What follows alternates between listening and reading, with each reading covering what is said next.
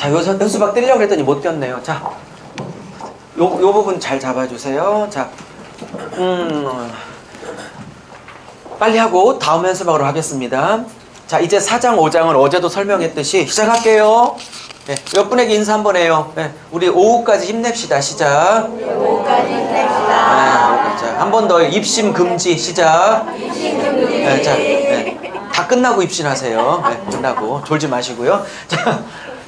자, 어제도 말씀드렸듯이 존 다비나 스코필드 세대주의, 고전적 세대주의자들은 4장 1절을 이리 올라와라, 교회 대표인 사도 요한이 올라가면서 아마 이때가 휴거장일 것이다, 휴거다라고 주장하는 거고, 우리가 봤을 때는 이건 휴거는 조금 보긴 어렵고, 이건 문학적인 기법으로 어제도 말씀드렸듯이 2장 3장 도미티안과 로마에게 핍박받고 있는 2, 3장 교회 공동체들에게 각도, 카메라 앵글을 하늘 보좌와 그 주변에 승리하여 완성된 신구약의 백성의 완성된 승리의 모습을 미리 보여주어 이 모습 보고 오늘의 고난과 아픔을 이겨달라고 하는 시공간의 초월, 오케이? 시간과 공간의 초월이라는 기법으로 미래를 미리 끌어다 땡겨 오늘을 이길 수 있는 힘을 주려고 하는 문학적 기법 장치지 휴거장이 아니어 보인다라고 제 견해를 말씀드렸습니다.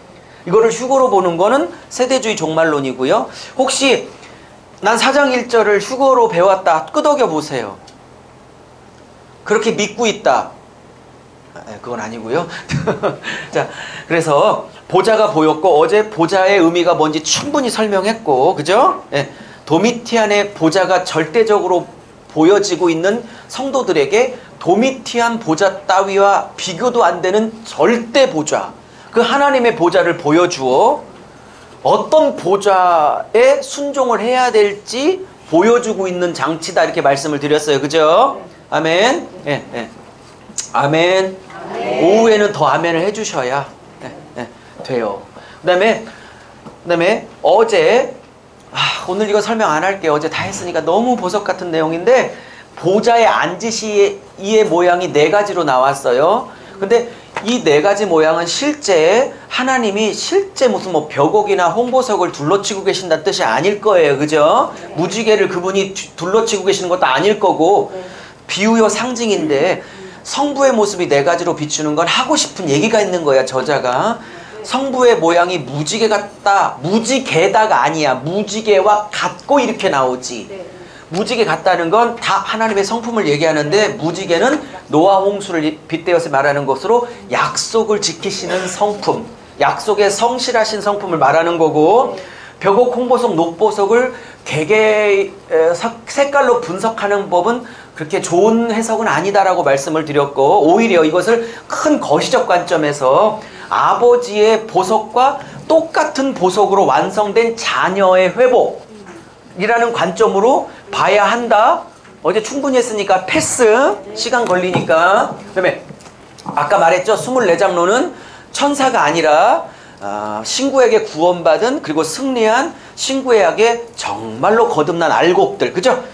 대표라고 보여지고, 흰옷의 의미는 칭의와 성화의 싸움으로 이 자리를 승리했다는 걸 의미하고, 그쵸? 면류관은 그렇게 이 두루마리를 끝까지 깨끗하게 지킨 자들에게 승리했다는 고마움의 표시로 씌워주신 거고, 그리고 그 면류관조차도 신구약의 대표수 24장로가, 즉 신구약 백성이 우리에게 씌워주셨지만 이것을 쓰게 되기까지 하나님이 이기게 하셔서 이긴 거지 내 힘으로 이긴 게 아닙니다라는 고백으로 이기게 하신 하나님 앞에 다시 벗어 드리고 있다. 주님은 씌워주고 성도는 벗겨서 주님이 하셨다고 그러고, 참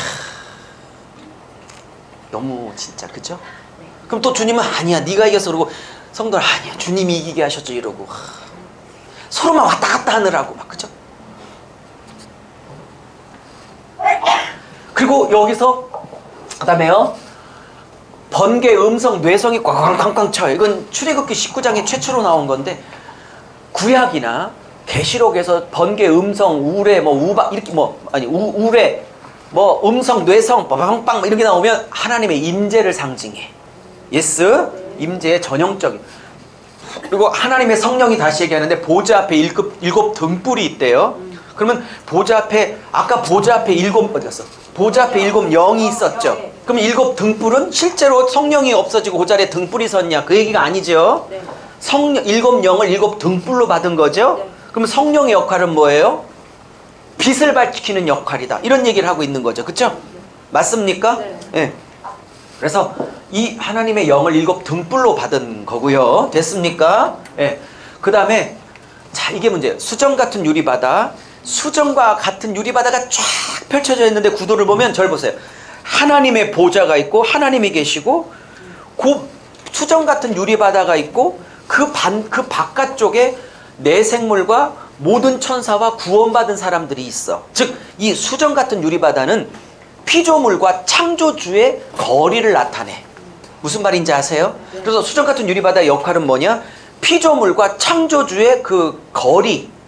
어떻게 말할까? 굳이 말하면 피조물이 아무리 천사라 할지라도 구원받은 24장로라 할지라도 그 거룩하신 하나님과는 근본적으로 다른 존재임을, 하나님은 모든 피조물과 구별될 존재임을, 그래서 수정바다는 하나님의 초월성을 강조하는 거야.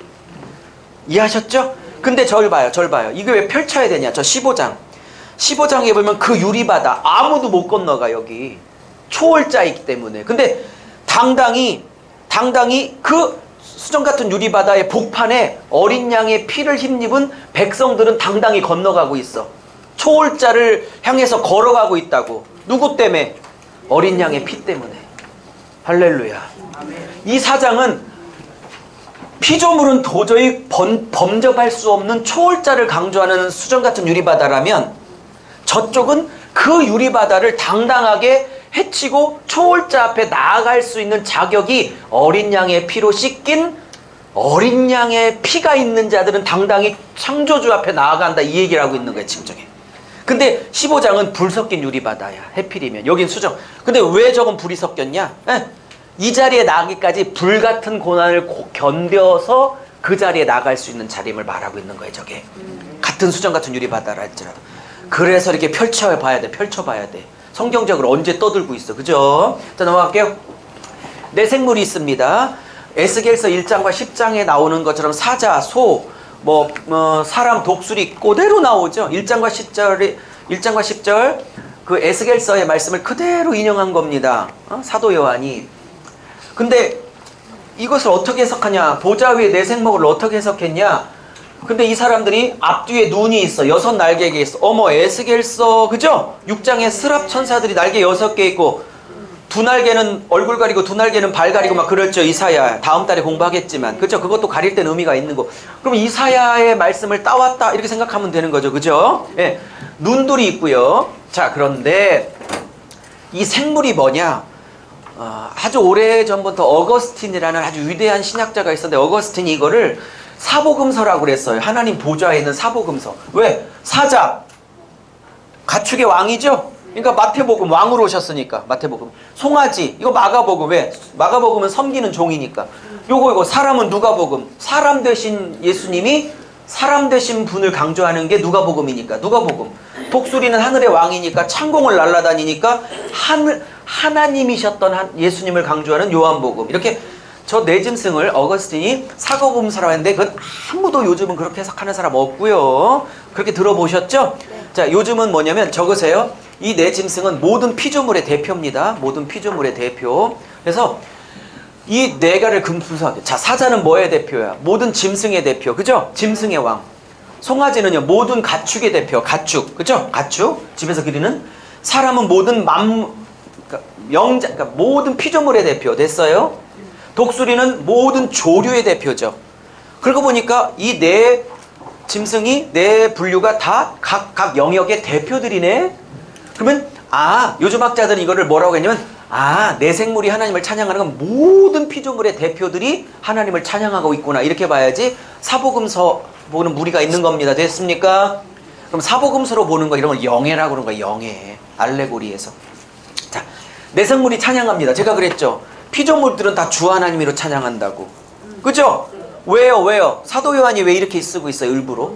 도미티안이 받고 있는 문구는 도미티안 따위가 아니라, 이 문구를 받을 수 있는 진정한 주인은 하나님 한 분밖에 없다는 거예요. 이 세상이 주는 하나님 한 분? 이 세상이 진짜 하나님은 하나님 한 분. 할렐루야. 도미티안에게 하지 말고 하나님께 해야 된다 얘기하고 있는 거야. 이걸 아멘하는 순간 죽음을 각오해야 된다고. 우리처럼 그냥 아멘해도 아무 관계없는 상황이 아니라고요. 저는 이렇게 저렇게 언젠가 이렇게 저렇게 막 원망과 불평을 하고 있는데 하나님이 너 대한민국에 태어나게 한 걸 감사해 본 적이 있니? 북한 땅이 아니라. 야, 뭘 주고 안 주고 그러고 자꾸 하지. 그냥 북한이 아닌 남한 땅에 태어난 것만으로도 원망과 불평이 다 사라지지 않겠니? 뜬금없이 하나님이 나한테 그런 느낌이 들어서 귀로 들은 건 아닌데, 그러고 보니까 북한 땅이 아닌 남한 땅에 태어났다는 것으로 모든 원망과 불평은 다 사라질 수 있겠더라고요. 북한 땅 태어나서 막 이렇게 세미나를 어떻게 와? 이렇게 강의를 어떻게 하냐고. 민족의 태양이시여 이렇게 하고 있었겠지 지금.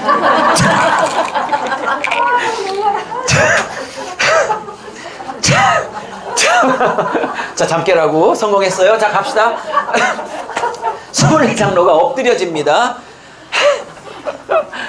자기 면류관을 드렸다. 이기게 하셨다는 말이 고린도 전서에 나오죠. 이기게 하신 하나님이란 표현이 고린도 전서 때문에 일부러 쓰고 있는 겁니다.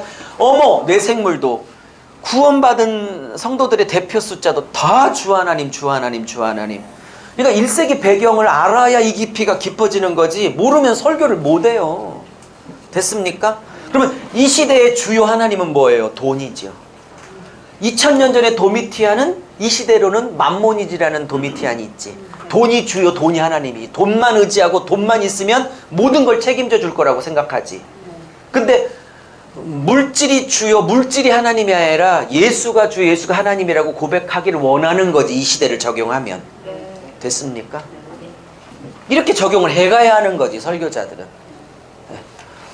자, 넘어갈게요. 자, 5장은, 4장은 똑같은 보좌래도 성부를 찬양하고 찬양을 2번 해요. 내 생물이 24장로가. 그죠? 자, 그럼 제가 어제 말씀드렸죠. 5장은 똑같은 보좌인데 보좌 오른쪽에 계신 예수님 구속주 어린 양의 구속사역을 찬양하고, 4장은 창조사역 찬양, 5장은 구속사역 찬양. 여러분, 성경이 진짜 미치도록 정밀한 거죠. 네. 어서 오세요. 자리 네. 두 분이 같이 앉으셔야 돼. 짝꿍이라. 어서 오세요. 네. 네. 어서 오세요. 자, 그러면 5장에 어린 양이 나오는데 7개로 인봉된 책이 나와요. 근데 이게 7개가 이게 단수인데요. 어쨌든 누가 합당하냐라고 웁니다. 왜? 마지막 때 계시를 담은 이 7인이 봉합된 책을 뗄 사람이 없어서 우는데, 지금 장로님 중에 한 분이 나와서 위로해요. 울지 마라. 합당한 자가 있다 그래.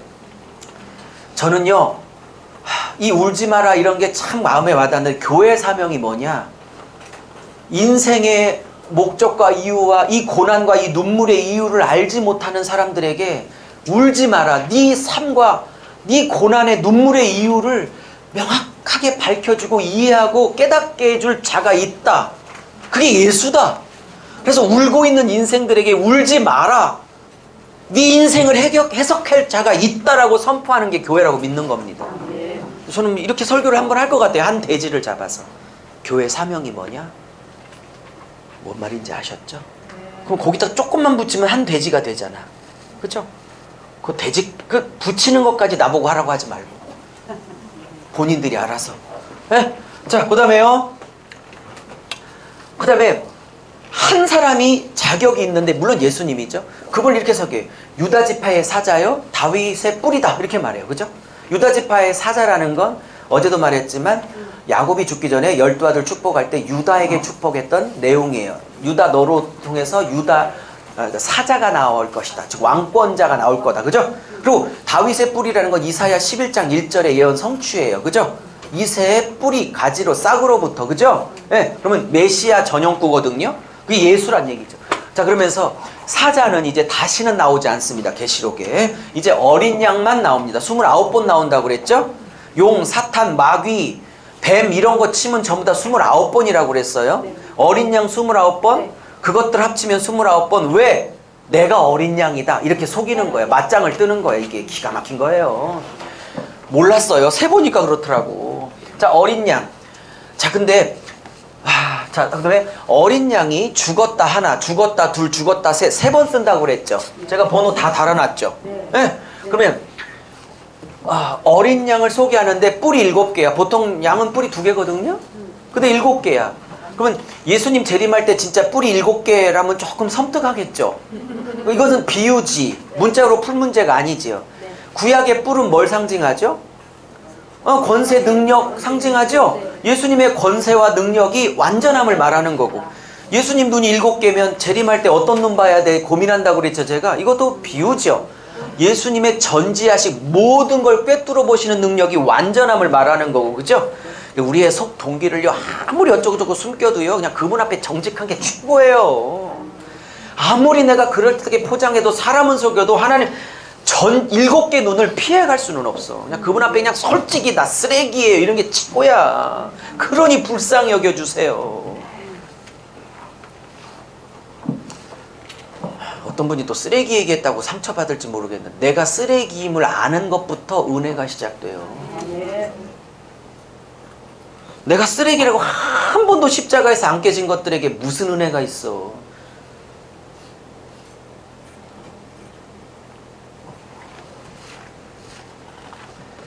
표정이 안 좋으시네. 취소. 나만 쓰레기. 유아로 보석. I'm 쓰레기. 자, 너스트했어요.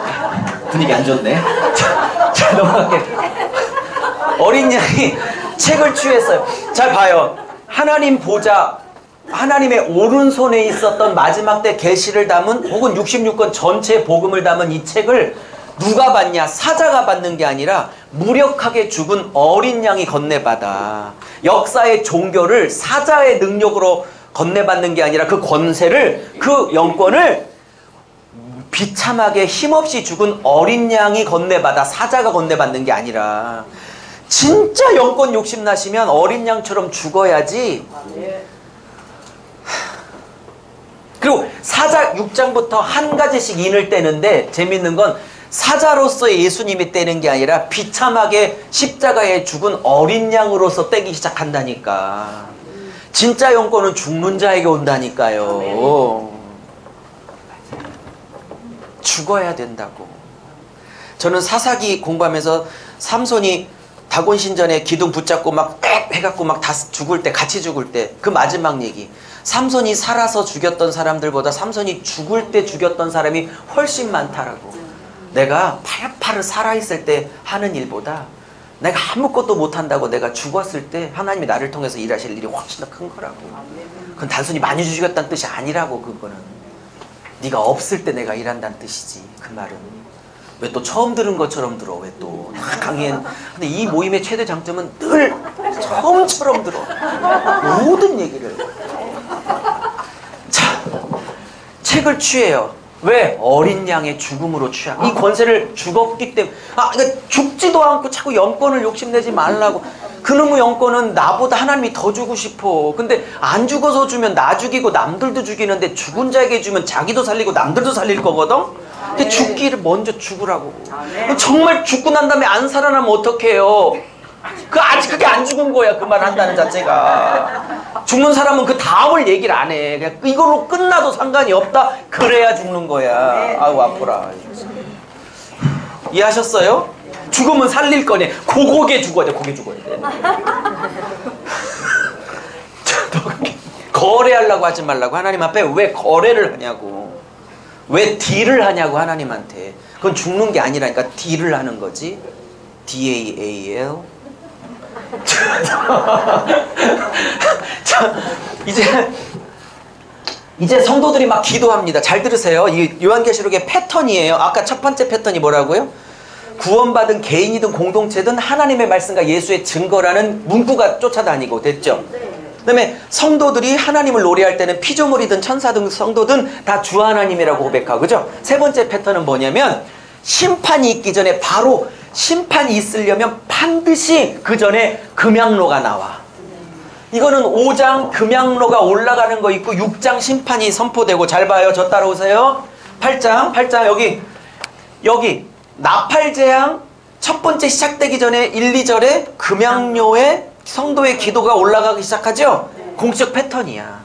심판 쏟아붓기 전에 향로에 기도가 담겨서 하나님께 올라간 다음에 심판이 쏟아. 이게 패턴이거든요. 무슨 얘기냐? 하나님이 그 교회든 나라든 개인이든 그 하나님의 공동체와 개인을 괴롭히는 세력을 심판할 때에 성도들의 눈물의 기도를 받아 그걸 가지고 심판한다, 이런 메시지를 갖고 있는 거예요. 눈물의 기도가 교회에서 쌓여 있으면 하나님이 교회 이래 일하신다고. 그래서 기도를 받고 심판하시는 거야. 그 기도에 양이 차면 심판하고 교회를 괴롭히는, 그래서 기도가 충분히 쌓여야 된다고. 이런 메시지는요, 제가 만약에 현장이 없는 교수였으면 못 담아냈을 거예요. 목회를 하고 어제까지도 설교를 하고 온 현장 목회자니까 이런 적용이 가능한 거라고. 본능적으로 이렇게 교회론으로 적용하게 돼. 목사니까. 양떼가 현장에 있으니까. 자, 넘어갑니다. 그러면서 그러니까 여기 5장이나 8장을 보면 우리가 영안이 안 열려서 그렇지 이 기도를 받으시나 안 받으시나 우리는 갑갑하지만 말씀으로 따지면 우리가 안 보여서 그럴 뿐이지 맨날 이게 향이 올라가고 있고 그거를 천사가 받고 그걸 올려드리고 있고 그걸 믿으십시다. 그러면 원독자 입장에서 저는 이렇게 봐요. 원독자 입장에서 그것도 5장에 한 번, 8장에 1, 2절에 한 번, 2번이나 기도가 올라가고 있다. 하나님 이거를 받고 계신다는 걸 2번이나 강조하는 원저자의 의도는 뭐예요? 다시 끌고 왔어요. 그죠? 2000년 전으로. 네? 그렇게 항상 봐야 된다고 그랬죠. 왜 기도를 강조해요? 너무 힘드니까 기도줄을 놓은 거라고. 너무 힘드니까 기도의 맥을 놓친 거라고. 너무 힘드니까 기도 자체가 안 되고 있는 거라고, 이 성도들이. 이런 생각 안 해봐요? 그래서 강조해 있다고 생각 안 해봐?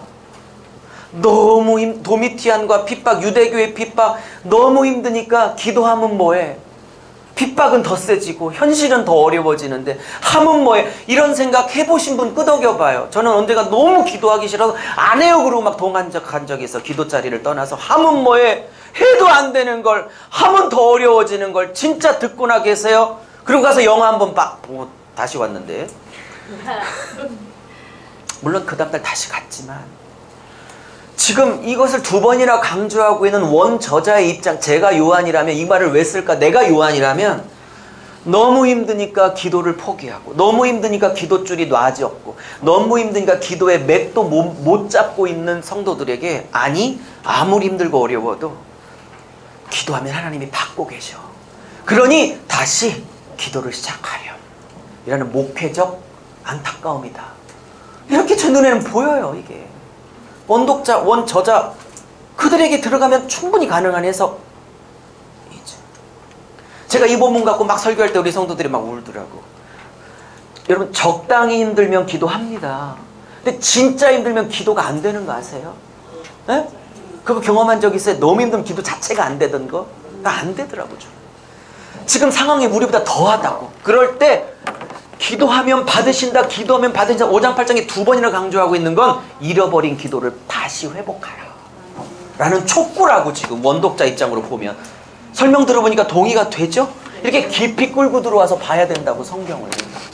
그래서 원독자 관점이 그렇게 중요한 거라고. 이것만 그런 게 아니라 전 성경이 다 그래요. 그러니까 뭐 전 얼마나 등록하셨는지 모르지만 좀 등록 좀 하셔서 같이 갔으면 하는 마음이 있습니다. 뭐 고민들 하시는 것 같은데 물질 때문에 뭐 그러시겠죠. 10분의 1만 받을까요? 자, 없던 얘기를 하겠습니다. 자, 갈게요. 그럼 다 등록하시겠지. 자, 그냥 뭐 어렵지만 그냥 선교 사역하는데 이렇게 협력한다 생각하시면 제가 그 돈 가지고 나가서 선교사님들 살리고 이렇게 하니까. 자, 갑시다. 인을 떼시기 합당하다. 근데 여기도요. 저는 우리나라 성경이 좀 조금 아쉬운 게 분명히 전치사가 있어서 접속사가 있어서 왜냐하면이란 말이 있는데 왜 자꾸 빼는지. 여기도 정확하게 있어요. 헬라어 원문에는. 책엔 다 나와 있고요. 인 떼시기 합당하다. 왜냐하면이 꼭 있어요. 원문에는. 왜냐하면 죽으셨기 때문이다. 이렇게 나와요. 그럼 왜냐하면이라는 단어를 넣어서 읽으면 그 뗄 수 있는 영권을 어떻게 받았냐? 죽었기 때문이다라고 명확하게 재해석을 지지해주고 있다니까요. 원문은. 이해하셨어요? 네. 안 믿어지면 원문 찾아보시든지요. 네. 죽었기 때문이다. 피로 사서. 그렇죠. 하나님께 됐다. 아까 제가 가련 1장에 구속의 이유가 나라와 제사장 사명 주려고 구속했다고 그랬죠. 1장에. 언제 또 나온다고 그래. 제가 그랬죠. 여기 나왔잖아요. 왜 피로 사서 하나님께 바쳤냐? 나라와 제사장 사명 감당하라고. 명확하죠? 됐죠? 그리고 땅에서 왕노릇하라고.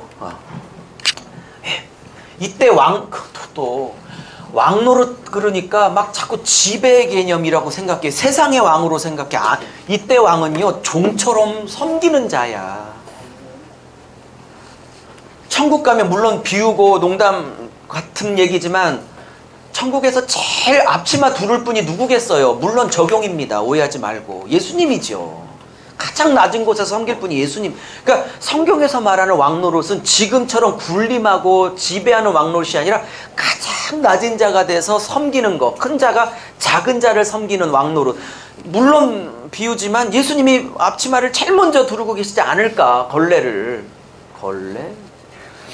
어쨌든 가장 낮은 자리에서 이거를 왕노릇도 성경적으로 거듭나지 않으니까 세대주의자들은 천년왕국에서 유태인이 왕노릇하고 불신자들이 구원받은 성도들 왕노릇하는 성도들에게 벌벌 기는 것처럼 지배 개념으로 또 여겨. 아니라니까. 가장 밑바닥에서 섬기는 걸 왕노릇이라고 그런다고. 아멘. 자, 넘어갈게요. 천사들이 찬양합니다. 죽임 당한 어린 양. 자, 그러면서 능력, 부의 지혜, 힘. 그래서 7개 찬양을 딱 합니다. 7개. 단어를 7개 써요. 완전한 찬양을 받으실 분이라는 거죠. 그죠? 됐습니까? 자, 그러면서 이제 뗍니다. 근데 어제 제가 그런 얘기 했어요. 뭐라고요? 여기. 예수님께서 몇 번을 죽으셨다라고 나와요? 3번. 그죠? 그래서 얻으신 영권이죠? 4번 쓰지 않는 것은 3번으로, 완전수 3을 통해서 강조하고 있는 거예요. 예? 숫자에 신학이 있으니까. 자, 근데 제가 어제 끝날 때쯤 이 얘기 했죠? 뭐라고요? 요거 좀 누가 좀 잡아주실래요? 저거 뒤에 여기 요 부분. 어제 했던 얘기 한 번만 그냥 돌리면 돼요. 예. 녹화는 계속 되고 있죠? 예, 땡큐 감사합니다. 여기에 바다 짐승이 3번 죽었다 살아났다라고 얘기한다고 그랬죠? 네. 그러면 계시록에는 뭐가 흐른다? 패러디, 예수님 흉내, 그죠? 네. 그러면 예수님이 죽었다 살아났다 3번 얻었으면 지가 예수님인 것처럼 사람을 속이려면 지도 예수님처럼 죽었다가 살아났다고 3번 해야 되는 게 맞을 것 같아서 제가 공부하면서 정말 3번만 나왔으면 딱 좋겠다 그랬더니 진짜 3번이야. 한국어도 헬라어 원문도 똑같이. 그러니 예수님 패러디 흉내라는 제 이론이 제 해석에 딱 맞아 떨어지고 너무 기뻤던 거죠. 제가 이해하셨죠? 다시 넘어올게요. 자, 이제 여기 다시 잡아주세요. 자, 이제 6장으로 넘어갔습니다. 자, 6장의 요 3줄은 인나대, 즉 인재양, 나팔재양, 대접재양의 서론입니다. 인만이 아니라 다. 이 인나대 3대 재앙 시리즈는 성격이 한 2-3가지가 있어요. 첫째, 인나대는 뭐냐? 첫째, 언뜻 보면 자연적 재앙이 맞아요. 자연적 심판이 뭐 기근이니 뭐 우박이니 뭐 돌림병이니 뭐 이런 게 다 있죠. 예. 근데 깊이 들어보면 자연적 재앙을 인나대가 말하고 있는 것처럼 보이지만 깊이 들어가면 저게 우상숭배의 심판과 관계되어 있어요. 즉 영적 의미가 담겨져 있다. 이해하셨습니까? 네. 이따가 다시 설명할게요. 기억해 놓으세요. 두 번째, 이 인나대는 2가지 이중적 성격을 갖고 있는데, 첫째, 끝까지 복음을 거부하는 자들에게는 심판의 근거가 돼. 끝까지 거부했다라는 근거를 쌓아. 이해하셨죠? 그래서 결국은 불신자는 끝까지 인나대를 통해서 돌아오지 않고 심판의 이유를 쌓게 돼요. 안 돌아오니까. 근데 이 인나다의 핵심은 불신자를 향한 심판의 목적이 없다기보단 강조점이 따로 있어요. 인나대를 통해서 하고 싶은 건 심판이 아니라 왜냐면 어차피 안 돌아올 것들은 3번 두드러 팬다고 안 돌아와. 돌아올 것들은 한 번만 맞아도 돌아와. 안 돌아올 거는 골백 번 때려도 안 돌아와. 이해하셨죠? 그럼요. 근데 돌아오라고 때리는 게 아니에요, 이건. 물론 그런 측면이 없는 게 아니라 맞긴 맞는데, 인나대를 허락하시는 진짜 이유는 불신자가 돌아오라 이런 뜻도 있지만, 진짜 중요한 건 인나대 고난과 환난을 통해서 신부들을 신부답게 만드는데 더 큰 강조점이 있어 보여요, 제 눈에. 이해하셨습니까? 그러면 맞아서 돌아오는 사람은요, 맞아서 돌아온 게 아니라 원래 하나님의 백성이기 때문에 돌아온 거예요. 제가 전도사 때부터 담임 목사까지 22년 교회 울타리에서 22년간 사역을 하고 있거든요. 큰 교회 작은 교회 다 있어 봤는데 느끼는 게 있어요. 하나님이 은혜 주면 길 가다가도 돌뿌리 걸려서 넘어져도 금방 회개하고 돌아오더라고, 깨닫고. 근데 하나님이 은혜 안 주니까 암이 걸려도 안 돌아와. 즉 은혜 주셔야 돌아오지 맞아서는 안 돌아와. 그럼 어떤 사람이 돌아왔다는 건 그 사건, 사고, 고난이 있어서 돌아온 게 아니라 그 고난을 통해서 돌이키신 은혜가 있어서 돌아온 거지, 은혜 없으면 강팍만 더해 가지, 고집만 더 세 가지 안 들어오더라니까요. 이해하셨어요?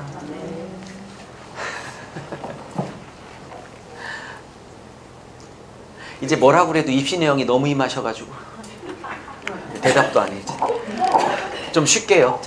자, 그 다음에 이게 시간의 순서냐 반복적 계시냐? 저는 반복적 계시로 봤지만 시간의 순서로 보는 분들도 존중합니다. 대신 조심스럽게 제 의견을 얘기할 테니까 판단은 여러분이 듣고 하셔야 됩니다. 물론 이게 반복적 계시냐 아니면 시간의 순서냐, 어떤 견해를 취한다고 구원받는 일하고는 아무 관계없으니 제발 싸우지 말고 그냥 서로 존중하고 선택은 각자 합시다. 넘어갈게요.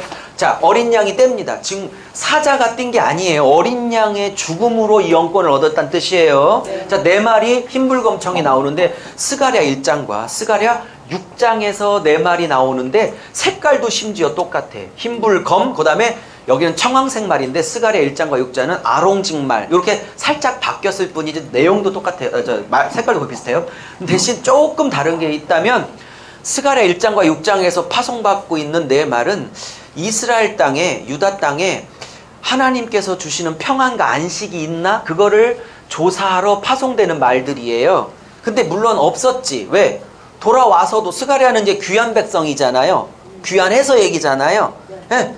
율법을 안 지키고 있으니까 안식과 평안이 없지요. 어쨌든 스가랴의 네 말은 평안과 안식이 있냐? 이거를 이제 조사라고 파송받는 말이라면 여기는 그 모티브, 그 주제를 인용을 했으나 조금 성격을 바꿔서 세상을 심판하는 말의 의미로 창조적으로 조금 더 적극적으로 쓰고 있는 거예요. 이해하셨죠? 네. 그것도 어쨌든 스가랴서를 따오고 있다, 이렇게 말할 수 있는 거고요. 자, 흰불검청 이렇게 나왔는데 흰말은 좀 이따 얘기하고 두세 번째 말부터 먼저 얘기합니다. 자, 두 번째 인을 딱 떼시니까 예수님이 붉은 말 탄 자가 딱 나와요. 근데 붉은 말 탄 자가 하나님께 권세를 받아. 이게 에도때, 따라해보세요. 졸리니까 따라합시다. 에도때. 에도때인데 이게 수동태예요. 수동태. 이거를 이제 학자들은, 문법가들은 신적 수동태라고 그래요.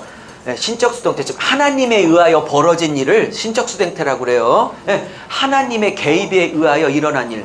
신적 수도 그냥 일어난 게 아니라 하나님의 개입이 있었다는 뜻이에요. 즉 이게 전쟁을 통해서 서로를 죽이게 하는 권세를, 즉 전쟁을 일으켜서 서로 죽게 하는 그 힘을 가진 천사가 역사를 하는데, 이것마저도 지가 하는 게 아니라 신적 수동태, 하나님의 허락 안에 한다. 그죠? 네. 그래서 하나님의 허락과 주권과 손바닥을 벗어나서 일어난 일은 없다.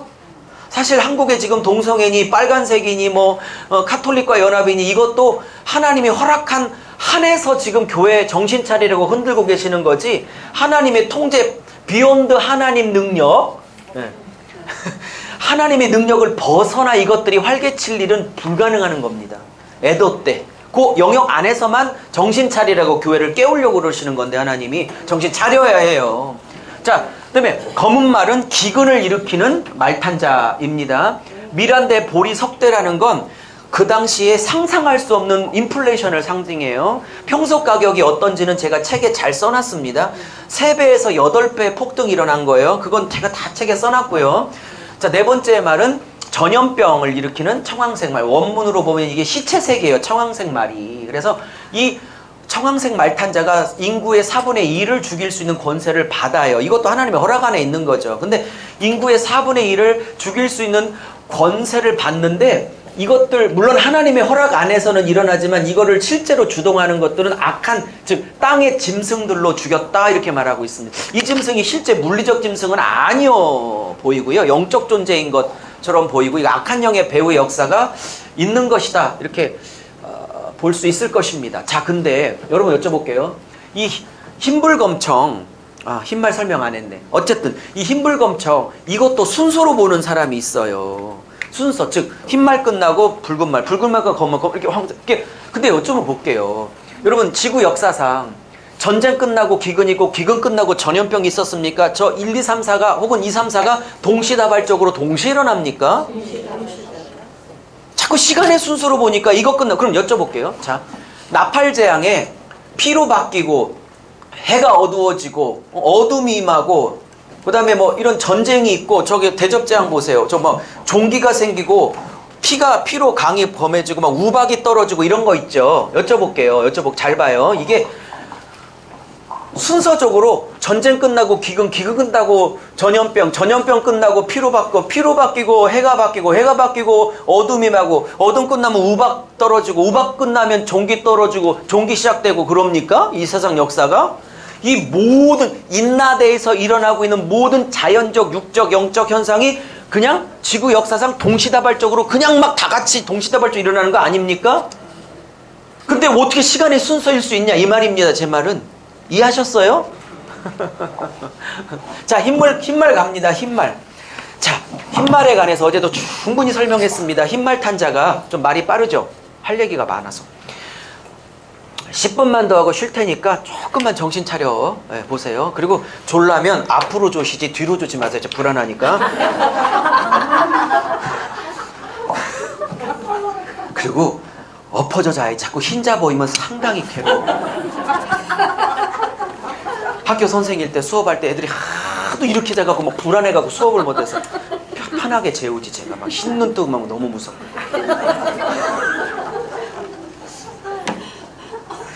학교 수업할 때도 이 시간이 제일 힘든 시간이었거든요. 애들이, 고등학교 애들이. 어쨌든 자, 조금만 참으세요. 자, 6장까지 하고 쉴게요. 자, 흰말 탄자 어제 충분히 설명했습니다.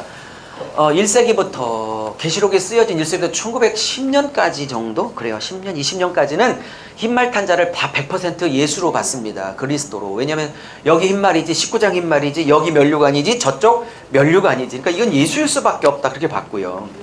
네.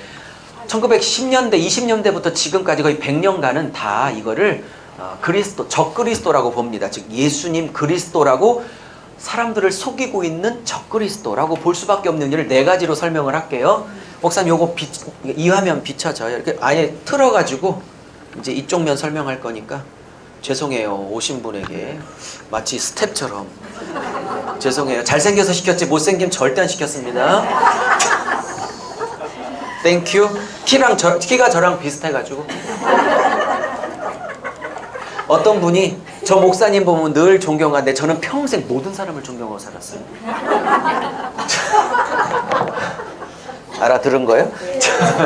자, 흰말 탄자 봅시다. 이제 좀 자, 그러면 4가지 혹은 5가지 이유로 저게 적그리스도인 걸 증명할게요. 첫째, 어제도 얘기했지만 예수님은 성경 전체나 혹은 계시록 문맥안에서 반드시 검으로 역사하지 활로 역사하는 법은 없습니다. 네. 그리고 이게 묵시문학 상황 때문에 도미티안을 대놓고 쓸 수 없는 상황임을 기억한다면, 그리고 도미티안이 지가 살아생전에 내가 아폴로야라고 아폴로 신에 미쳐 있어서 활을 차고 다녔다는 미친 왕자였다고 기억을 한다면, 그리고 아폴로가 활의 신이었다라고 미리 공부를 했다면, 이걸 도미티안을 상정하고 묵시문학 상황 가운데 비유적으로 말하고 있는 거구나 눈치를 채셔야 하는 거라고요. 그죠? 그죠? 근데 흰말 탄자, 평화의 사도처럼 오지만 사실 교회를 쑥대밭 만들려고 이기려고 교회를 쑥대밭 만들려고 애쓰고 있는 세력이라는 거. 그러나 겉으로는 평화의 세력인 것처럼 요즘 누구처럼 평화의 세력인 것처럼 하나와 평화를 얘기하지만 결국 교회를 망가뜨리려고 하는 사람. 저 특정인 얘기 안 했습니다. 누구라고 그랬지? 영적으로 보면 훤히 다 보입니다. 이 세력이. 자, 두 번째. 그리고 두 번째 원어적인 측면에 그렇습니다. 여기 흰말 탄자가 면류관을 썼는데 이게 스테파노스예요. 스테파노스는 개나 소나 동네 경기에서 1등만 해도 주는 거야. 즉 경기에서 우승한 사람에게 주는 스테파노스야. 응? 근데 절 보세요. 자, 그래서 이게 참 펼쳐놓으니까 너무 좋아. 요 19장에 4번 예수께서 재림할 때 많은 면류관이 디아데마 타가 붙으면 복수인데 디아데마 타가 붙었죠?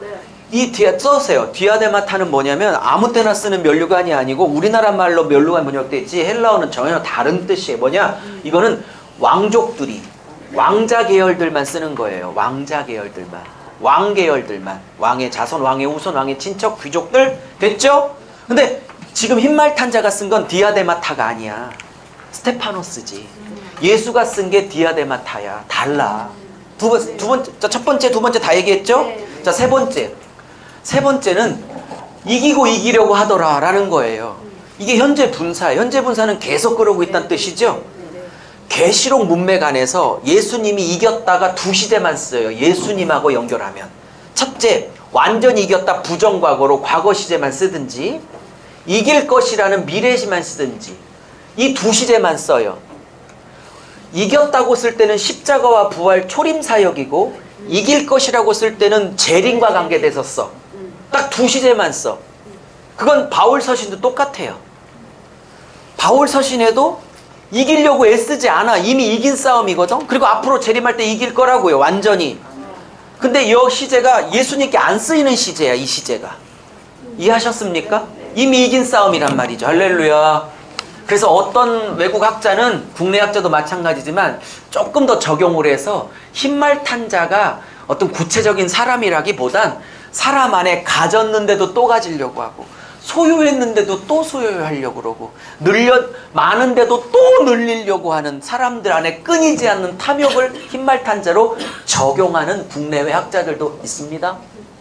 뭔 말인지 탐욕으로 보는 거죠. 쉽게 말하면 좀 이렇게 약간 좀 적용을 한 거죠. 마지막 얘기입니다. 이게 왜 예수님이 아니어야만 하는지. 지금 흰불검청 네 가지 말은 패턴이 하나야. 이해하셨죠? 패턴이 하나야. 근데 2, 3, 4번 네 말이 재앙을 갖고 오는 세력들이야. 근데 한 세트로 나오는데 첫 번째 주자가 복음을 전하는 예수님일 수 없어. 논리적으로.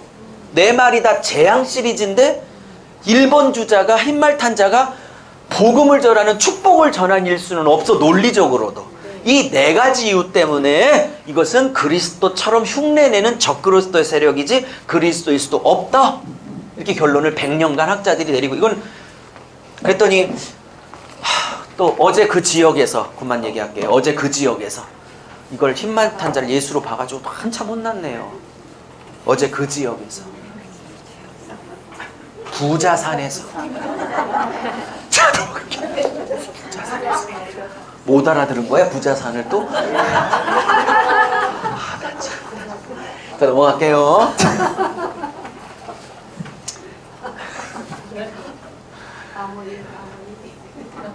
자, 넘어갈게요. 자, 넘어갑니다. 자, 다섯 번째 인을 떼니까 이거는 재앙이 아니라 순교자의 신원기도, 원수를 갚아주세요 라는 신원기도가 나와요. 제가 잊어버리고 있겠지만 얘기하면 그렇구나 그럴 거라고 그랬죠.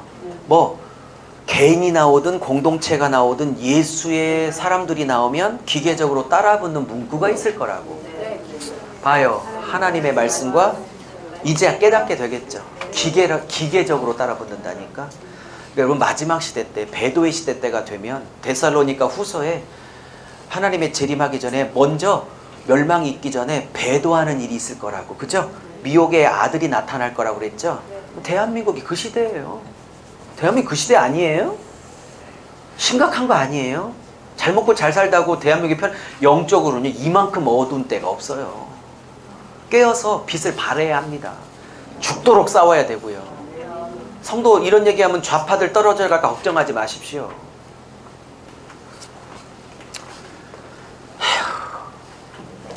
자, 우리 피의 신원을 언제 갚아줄까요? 순교자들이, 이 신교자들이 제단 밑에 있어요. 제단 밑에. 그래서 이것 때문에 그 낙원을 거쳐서 가냐. 보통은 낙원에 있으리라 그 한쪽 강도에게, 구원받은 강도에게 말했기 때문에 낙원 있다가 재림할 때 천국으로 간다 이렇게 보는 이제 조직신학적 개념이고, 여기서는 제단 밑에 있으니까 낙원 없이 바로 천국으로 입성하는 것처럼 얘기하고, 순교자들이 이해하셨죠? 결론은 없어요. 추정할 뿐이지. 네, 뭐 상관없습니다. 어쨌든 그랬더니 주님이 말해요. 야, 마지막 순교자가 차기까지 조금만 기다려주라. 그러면서 흰 두루마리를, 즉 의인이라는 두루마리를 입혀주세요. 언제 이 지구의 역사 재림이 임하십니까? 그래서 언제 하나님 나라가 완성됩니까? 저 도미티안 언제 끝장납니까? 그랬더니 마지막 순교자가 차기까지. 그럼 마지막 순교자는 누구야? 옆 사람 볼 게 없어요. 나지 나. 내가 죽어야지. 여러분, 단번에 순교는 조금 겁나고 힘들지만 어쨌든 단번에 몇 초냐 또 몇십 분 참으면 죽지. 그러나 일상의 순교는 더 어려운 거예요. 네? 북한 성도들이 믿음을 지키기 쉬울 것 같아요? 남한 성도들이 믿음을 지키기가 쉬울 것 같아요? 남한이 훨씬 어려워요. 이 푸요와 번영 있는 곳에 신앙을 지키는 게 더 어렵다니까. 남북한이 통일돼서 북한에 이 자본이 들어가고 이 물결이 들어가면 남한 북한 성도들이 신앙 지키기가 쉬울 줄 알아요? 지금이 훨씬 신앙 지키기가 쉽지. 물론 빨리 통일은 돼야겠으나 순교자가 차기까지. 마지막 순교자가 아마 있는 것 같아요. 그건 누군가 아무도 모르죠. 그냥 그 마지막 순교자는 나다 이렇게 여겨야 되는 거지. 아멘을 안 해. 진짜 순교시킬까 봐. 아멘 하면 진짜 순교시키면 어떡하지? 또 하면 어때? 자, 6번째. 자, 인나대가 시간의 순서일까 아닐까에 대해서 제가 아껴뒀는데 지금 설명하고 쉬려고 합니다. 네. 이거 설명을 들으면 깨끗하게 정리가 딱 떨어집니다. 보세요. 자, 6번째 일을 이제 어린 양 예수 그리스도가 구속주가 뛰셨어요. 그랬더니 큰 지진이 임해요. 여러분, 물론 예수님 재림할 때 지진이 임할 수도 있겠죠. 물리적 지진이. 그래서 IT에 지진 났을 때 많은 세대주의자들이 어머, 우리는 6장 6째 인을 살고 있네, 그런 거야. 우리 8장쯤 살게 될 거네, 그렇게 된 거야. 이해하셨어요? 우린 6장 끝절쯤 살고 있거나, 왜냐면 그들은 사건과 계시록의 장수를 대입시켜서 우리가 몇 장쯤 살고 있는지가 최대의 관심사기에. 뭔 말인지 그딴 계시록 하지 말라 그랬죠, 제가. 에? 하셨죠? 근데 구약을 모르니까 그런 얘기가 나오는 거지. 특별히 구약 선지서 여리고를 다 공부하면, 일단 이제 이사야부터 이제 선지자가 시작되지만 구약을 공부하다 보면 하나님이 지진을 동원하실 때는 꼭 물리적인 지진이 일어날 수도 있지만, 그 지진은 어떤 거냐면 기존 땅의 질서를 다 흔들다. 기존 가치를 다 흔든다. 기존 관념을 다 흔든다. 땅의 가치, 질서, 기준을 다 흔들어 하나님 나라 질서를 다시 세운다, 이런 뜻이에요. 물리적 지진이 일어날 수도 있지만, 예스? 여쭤볼게요. 심판, 재림 직전에 지진이 있어요? 지구 창조된 이후에 늘 있었어요? 에? 무슨 말인지 아세요? 해가 검어진다. 달이 빛을 잃는다. 별이 다 떨어진다. 이사야 보십시오. 이게 이사야에서 나온 얘기거든요. 에?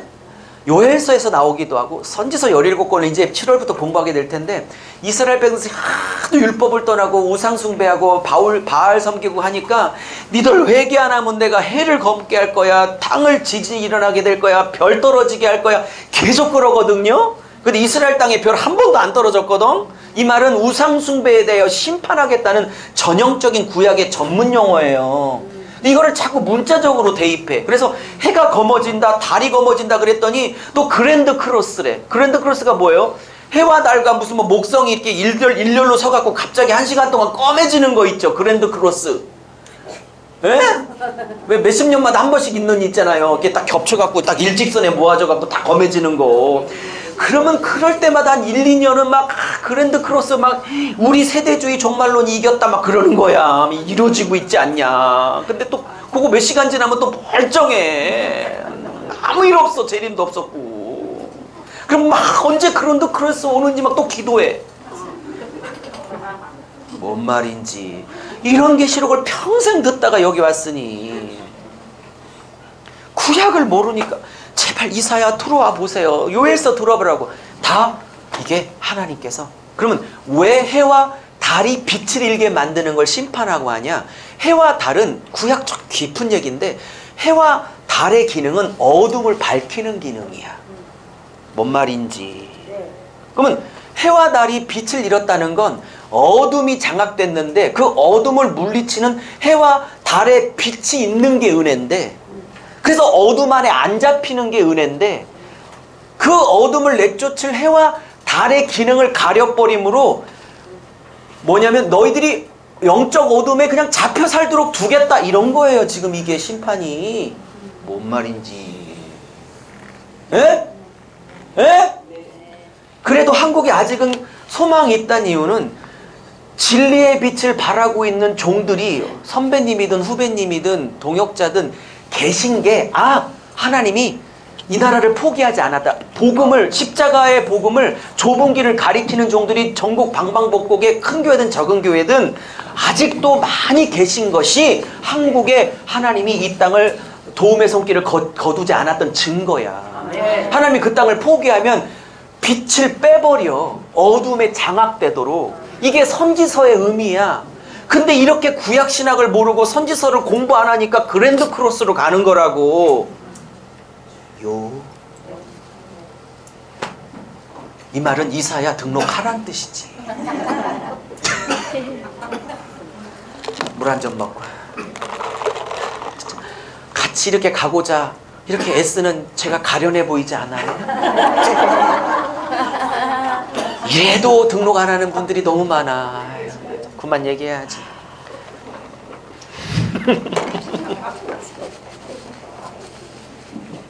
의하지 마세요. 돈 때문에 그런 것도 아니고 같이 가고 싶어서. 이 길을 같이 가고 싶어서. 그러니까 이사야 선지서 들어가면 이런 개념들이 나올 거거든요. 무슨 말인지 아세요? 그러면 왜 계시록에서는 저 뒷장에 21장, 22장 새하늘 새 땅이 되니까 해와 달이 없어져?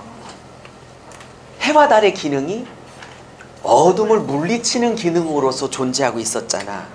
근데 어둠의 세력이 20장, 용 두짐승이 20장까지 다 끝내므로 어둠의 근원 자체가 없어지고, 그죠? 흑암 자체가 없어졌죠. 그리고 빛 자체가 이제 주인이 되셨죠. 그러니 그 상징적 기능했던 대리 기능을 했던 해와 달과 별은 없어지는 게 당연한 거지. 그럼 해와 달과 별이 빛을 잃었다는 이사야로부터 시작해서 말라기까지 17권에 나오는 그 의미는 뭐냐? 어둠을 밝히는 역할을 했던 것을 그 기능마저도 없애버려. 이 이스라엘 땅이 우상숭배의 영적인 어둠 가운데 그냥 다 들어가 버려 라는 뜻이죠. 그거를 로마서 1장 8절에 하나님을 마음에 상실한 대로 내버려 뒀다 그 얘기지. 그게 선지서로는 해와 달과 별의 빛을 가렸다 그 말이지. 뭔 말인지 알아들을 자는 알아듣고, 이거를 또 그랜드 크로스라고 못 버리는 분은 그냥 그랜드 크로스라고 하고. 구약 신약을 다 알아야 된다고. 깊이. 성경은 다 연결돼 있다고. 한 권도 빠짐없이. 그런데 계시록만 배우러 올 문제가 아니라니까요. 제발 전 성경을 다 알아야지. 그래도 목사가 66권을 마음껏 요리할 수 있는 실력이 다 있어야지. 어느 한두 권만 요리해서 어쩌자는 거야 도대체.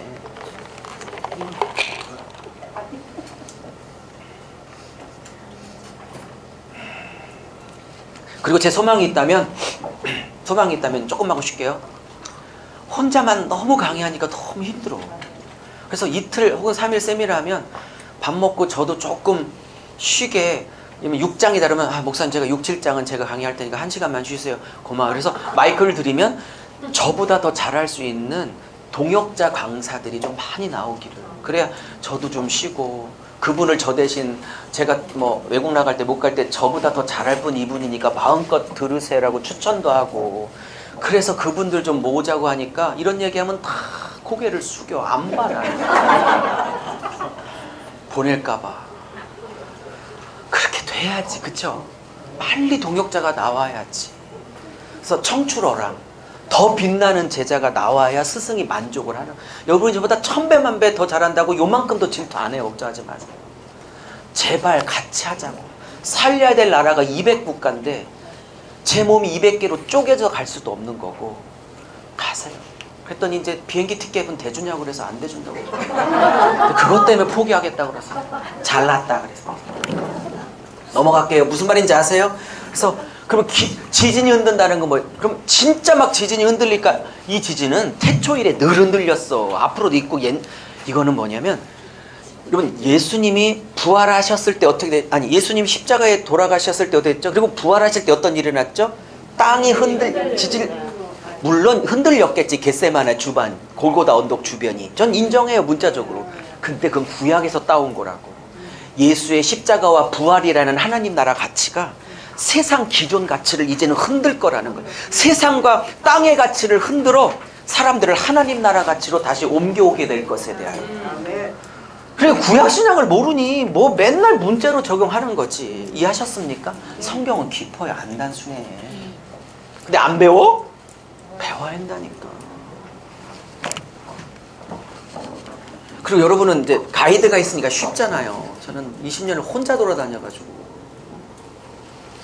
자, 그 다음에 하늘 사라져요. 하늘이 제가 이렇게 썼지만 종이 말린 듯 뭐라고 그러죠? 뭐 이렇게 나와요. 그죠? 뭐 말린 듯 사라진다 나와요. 자, 그 다음에 각성 각산하게 옮겨지는데 이 옮겨짐이 그냥 장소를 바꿨다, 대륙판 이동이다가 아니라 아까 촛대를 옮겼다, 에베소서. 그죠?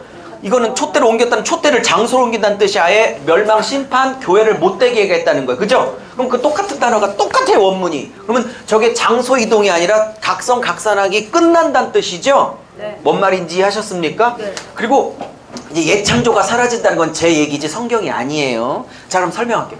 그러면서 이날 하나님과 어린 양의 진노의 큰 날이 임하는데, 이 진노가 너무 커서 사람들이 막 어디로 피하지? 이걸 어떻게 피하지? 막 그러는데 총 7가지 계층이 나와. 임금, 장사꾼, 부자, 종, 자유인, 총 합치면 7개야. 왜 7개로 하냐면 세상의 완전수를 써. 세상의 모든 사람들, 모든 계층이 이 진노를 못 피한다는 뜻이야. 됐습니까? 7으로 맞춰요.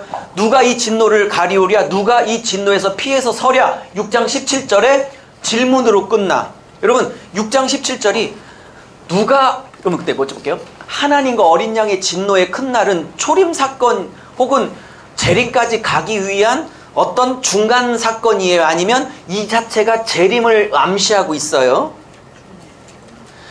하나님과 어린 양의 진노의 큰 날은 재림 사건입니까? 재림까지 가기 위한 어떤 중간중간 사건입니까? 아무도 못 피하는 그날의 진노는? 이 자체가 재림을 암시하고 있어요. 무슨 말인지 이해하십니까? 이해하셨어요? 자, 그러면 기가 막힌 맥을, 자, 그러면 순서로 합시다. 그러면 대부분 세대주의자들은 이게 다 시간표니까, 종말까지 이르는 시간표니까, 오케이? 그리고 역사적 전철련주의자 중에서 이게 시간의 순서라고 믿고 있는 사람이 주로 게살롭이라고 그랬고, 역사적 전철련의 교수 진영은 다 동시다발적 반복적 사건이라고 했고 나눠져 있다고 그랬죠? 물론 무천년은 100% 반복적 사건이고 세대주의는 100% 시간표고. 이제 정리가 되죠? 그러면 제가 조심스럽게 제안을 드려볼 테니까 선택은 여러분이 하시죠. 아마 여기도 인 끝나고 나팔 끝나고 대접이라고 믿고 평생을 그렇게 알고 있던 분들이 대부분일 거예요. 과연 그럴까? 의견을 나눌 테니까 고민하시고 여러분이 선택하시죠. 자, 봅니다. 그러면 첫 번째 논리, 아까도 했지만 이게 시간의 순서라면 2번 말, 3번 말, 4번 말의 그 순서도 다 시간의 순서이어야만 해요. 오케이? 그리고 인에 해당되는 증상이 끝나면 이 증상은 안 일어나야 되고 이 증상이 그 다음으로 와야 되고, 그죠? 오케이? 그 다음에 15, 16. 저 대접에 일어나는 종기나 우박 떨어지는 게 제일 마지막으로 와야 돼요. 근데 역사를 봐요. 임나대, 재앙 다 봐요. 얘들이 순서적으로 와요. 임나대에 해당되는 증상들이 막 동시다발적으로 일어나고 있어요. 근데 왜 시간의 순서냐고. 둘째. 잘 봐요. 두 번째. 되게 재밌어요. 여기 이게 시간의 순서라면, 제가 만약에 세대주의자라면 시간의 순서죠? 그러면 인 끝나고 나팔이니까 여기서 여섯 번째 해가 다 검해졌어. 그죠? 해가 싹 검해졌어. 제가 빠졌지만 총담같이라는 말이 있어. 그건 상복을 얘기해. 상복. 장례식장에. 맞습니까? 다 검해졌어. 별 다 떨어졌어. 달이 핏빛으로 보냈어. 그러면 이게 시간의 순서면 잘 봐요. 절 잘 따라와요. 네 번째 나팔에 잘 봐요. 네 번째 나팔을 부니까 해와 달과 별에 심판이 임하는데 해, 달, 별이 꼭 3분의 1이 타격을 받아 3분의 1이 어두워져. 이 말은 3분의 2는 타격을 안 받아 밝고 있다는 뜻이죠. 빛을 내고 있다는 뜻이죠. 어머, 여러분 이게 시간의 순서면 이때 다 검해졌어. 그죠? 그리고 이때 별 다 떨어졌어. 근데 언제 붙었대 중간에? 뭔 말인지. 에? 아 이때 다 떨어졌는데 얘 언제 붙었어? 지가 알아서 붙었어? 그 다음에 여기에 다 검해졌는데 언제 회복해서 3분의 1은 타격받고 어두워졌는데 3분의 2는 빛나고 있어. 여기서 다 어두워졌는데 시간의 순서라며. 뭔 말인지. 반응을 해야 넘어가죠. 이렇게 신령한 표정 알고 있으면 헷갈려 죽겠어. 알아들은 건지 못 알아. 그럼 다시 설명할 거고 알아들었으면 끄덕여 주고 아멘을 하든지 일어서든지 뭘 해야 넘어가지. 이렇게 신령한 표정하면 헷갈린다니까. 진도를 못 나가고. 오케이? 지금 막 지진이 오는 거죠? 두 번째. 그 다음에 아직 안 끝났어요. 여기 각섬, 각산악 옮겨졌다고 그러는데 이건 대륙판 이동이 아니라 옮겨졌다는 게 촛대를 옮겼다는 똑같은 뜻이기 때문에 끝났다는 뜻이야. 그죠? 근데 봐요. 이게 시간의 순서라면 이 각성과 각산악은 다 여기서 끝냈기 때문에 뭘 다음에 또 나타나면 안 돼. 잘 봐요. 16장. 15장은 대접재앙의 서론이고 16장이 실제로 17개 대접재앙이 7가지가 다 끝났는데 봐요. 큰성 바벨론이 세 갈래로 무너지고 그다음에 각성, 각산악이 없어져. 이때 새삼스럽게 또 여기서 박살났는데 시간 순서라며요. 감정 없이 그냥 최대한 객관적으로 해야겠다. 언제 없어졌을까요? 언제 또 살아났을까요? 난 전국 전 세계 다니면서 한 번도 이거를 제대로 제 질문에 대답한 사람을 못 봤어요. 그래서 펼친 거라고. 비싼 돈 들여서 연수막. 그러니 이게 어떻게 시간의 순서냐. 인 끝나고 나팔 끝나고 왜 대접이냐고. 동시다발적 사건이라니까. 근데 죽어도 이렇게까지 말했는데도 나는 시간의 순서야. 인 끝나고 나팔 끝나고 대접이야. 그래서 내가 이제 결정타를 날렸어. 이제 지금이 결정타야. 요까지는 잽이고 이제 스트레이트야. 결정타. 이해하셨어요? 네. 절대 시간의 순서일 리 없다니까. 그리고 묵시문학 다니엘서도 그렇고 아까 묵시문학 다니엘서에서 묵시문학의 특징이 뭐예요? 상징과 기호와 이미지가 있지만 제일 큰 특징은 악의 세력이 반복적으로 멸망해. 왜? 소망을 주려고.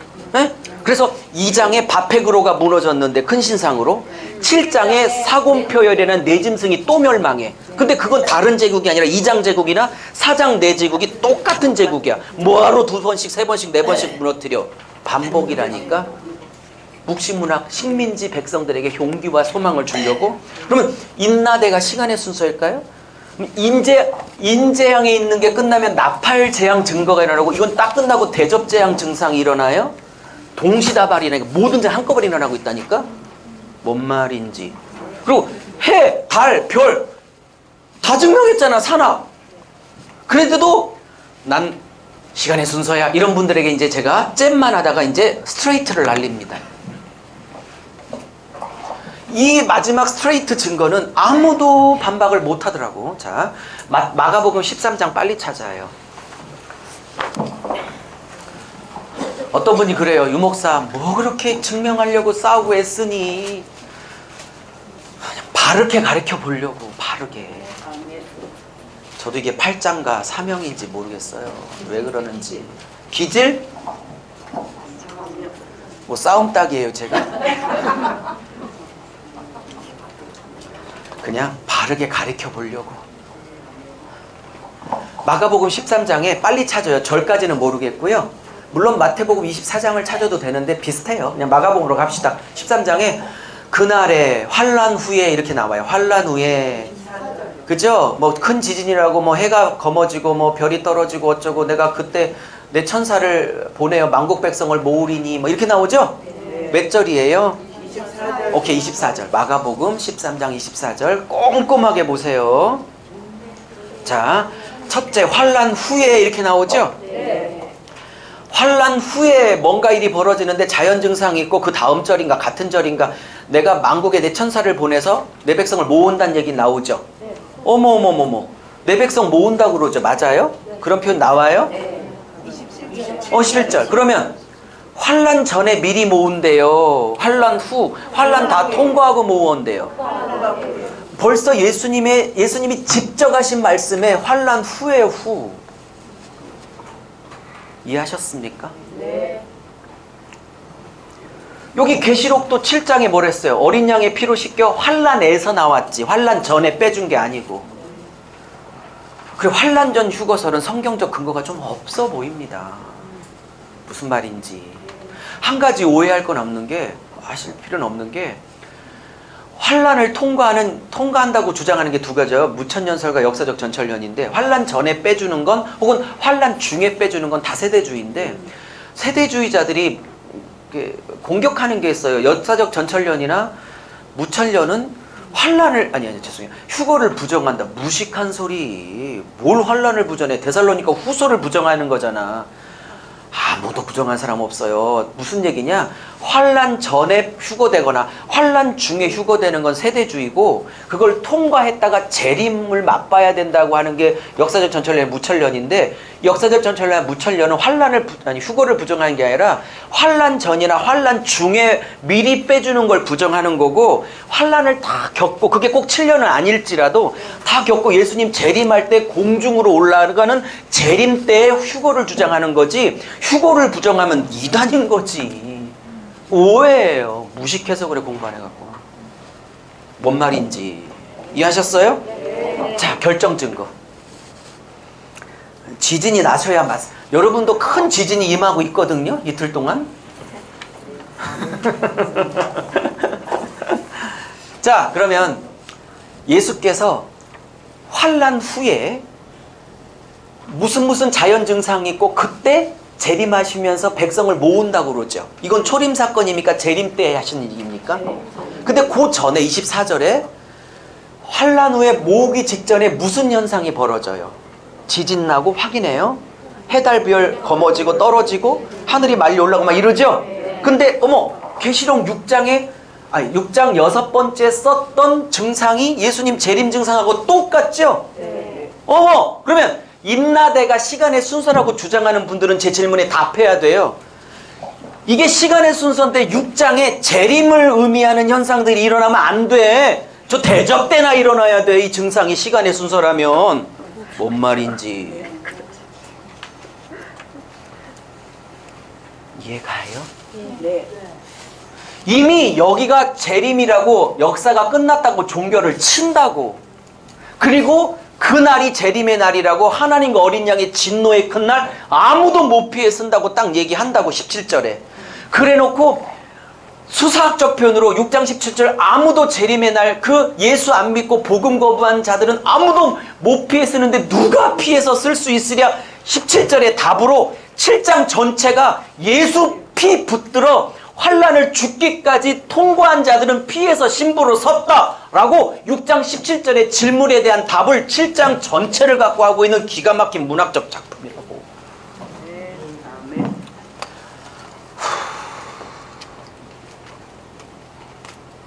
근데 6장 17절이 질문이고 7장 전체가 답이란 생각 안 해봤지?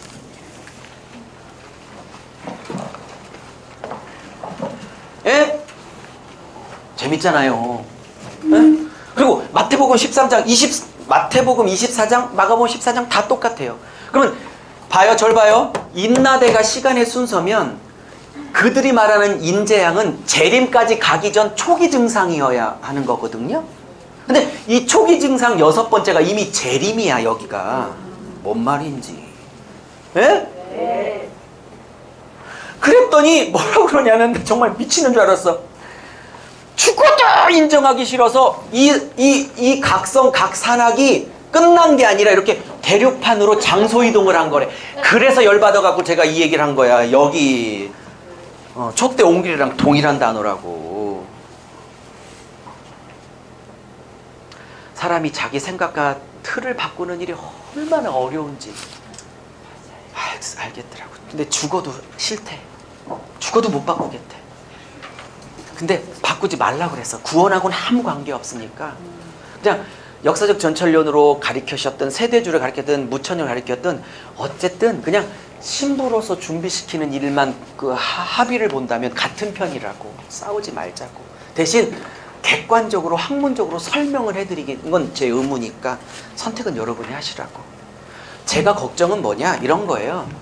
제 걱정은 4장 1절이 휴거라고 생각하고 인나대는 우리랑 관계없이 공중에서 떠서 지켜보는 남의 사정이라고 여기다가 살다가 환란 전 휴거가 아니고 인나대를 통과하라고 주님이 요구하시면 그때 인나대를 통과해서 신부로 서야 된다고 알고 있어도 핍박이 너무 심해 다 배도하는 사람이 어마어마하거늘 통과하지 않을 거라고, 즉 미리 빼줄 거라고 그렇게 배우다가 그게 아니고 통과를 요구하기 시작하면 더 큰 배도가 있을 거라는 거예요. 제 말은 대비하고 통과할 걸 준비하고 있어도 배도할 판에 안 겪을 거라고 가리키고 있다가 실제로 들어가면 더 배도가 있을 건데 어쩔 거냐 이 말이에요.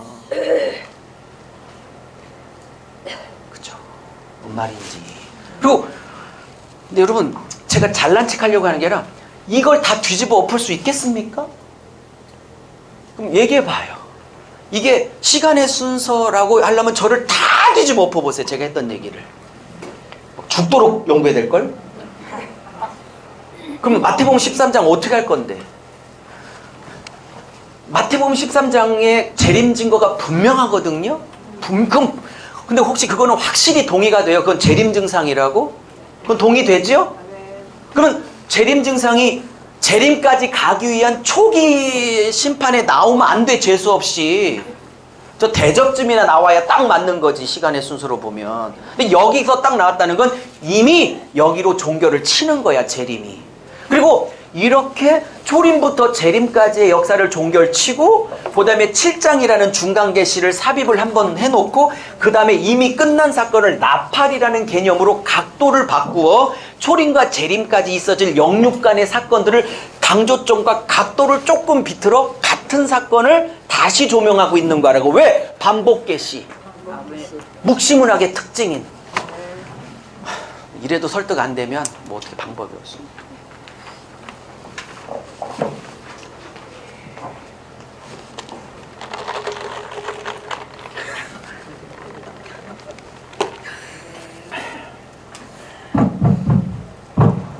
하도 많은 사람들이 무천년설을 천년이 없다는 이단이라는데 정정할게요. 무천년설은 천년이 없다라는 말을 잘못 써서 무천년주의자들이 절대 천년이 없다는 게 아니라 초림부터 재림까지가 영적 통치, 교회와 십자가와 부활이라는 복음으로 통치하는 영적 통치 기간이지. 그래서 무천년이라고 안 쓰고 이쪽 계통은 요즘은 현천년설이라는 말을 많이 써. 초림부터 재림까지 지금이 복음으로 교회를 통해서 통치하고 계시는 것이다. 그래서 용어를 바꾸고 있어요. 그쵸? 천년은 있으니까. 그게 실제 천년이냐 상식적 천년이냐에 따른 학파가 다를 뿐이지. 됐습니까? 네. 그 두 번째 싸움은 인나대가 시간의 순서냐, 이게 반복적 계시인데 각도와 강조점과 강도를 조금씩 달리하는 계시냐, 이 싸움이고, 그것을 조목조목 증명했고 특별히 가장 큰 증거인 마가복음 13장을 통해서 증명을 한 거고, 선택은 제 주장을 조금 세게 하다가 좀 오버했더니 용서해 주시고 다시 본연의 초심으로 돌아와 객관적으로 설명했다고 치고 여러분이 선택하시면 되지 구원받는 건 아무 관계 없으니까. 네, 이해하셨죠? 좀 쉬었다가 강의하겠습니다. 수고하셨어요. 네.